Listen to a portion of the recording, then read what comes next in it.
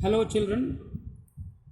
In previous lecture I have already discussed one part of the story, the memories of childhood, that is cutting off my long hairs. Today we are going to deal with the second part, that is We Too Are Human Beings, written by Bama, a scheduled caste untouchable writer who in a very early age understood the demerits of untouchability and had revolted. She had recalled that experience of her childhood in the form of the story here. I have described the chapter point wise so that it would be easier for you to memorize it, to keep it in your mind point wise. In the beginning, the story begins with when Bama was studying in class 3. She was studying in a school in class 3 and her way back was only of 10 minutes. But she walked back to her home often in 30 minutes, or sometime it took an hour to her to reach home. The reason behind it was she used to watch all fun in the street, shops and bazaar. The description has been given in the chapter.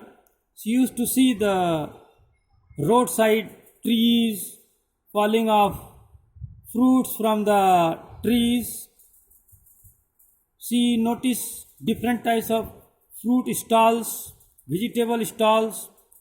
Sometimes she noticed the leaders putting their tents and giving long speeches. She also noticed some shops where the people are chopping the onion and shedding the tears. She enjoyed this. She also noticed the bazaar where the cyclist was cycling for so many days without getting down, and so many other things, from needle to sword, from pigeon to oxen, everything she noticed, and these all had become the source of fun for that little child. This was the usual sights she used to see. One day she noticed a special scene that has affected her life a lot. Scene affected her most. One day she saw the threshing of crop was going on, and her caste people, the low caste people, were working, whereas landlord was sitting in shade. He was only seeing the proceeding of threshing. At that very time she noticed an elder of her street, of her caste, carrying a parcel of badi which was held by a string. He had not holding the package in his hand, but he was holding the package with a string, and he came in front of the landlord, bowed his head and placed the parcel in front of the landlord, who started eating it. Seeing this scene, Bama was amused because of her innocence. She was not knowing the fact why this elderly person was walking in that manner.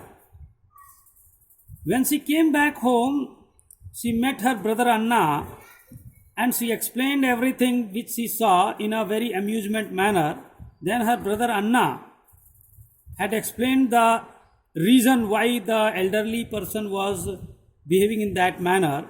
He explained her that we are the untouchable fellow, we are of low caste people, and the high caste people think that if they will touch them, they will become impure. That's why the old fellow, that elderly untouchable fellow, was holding the body with string.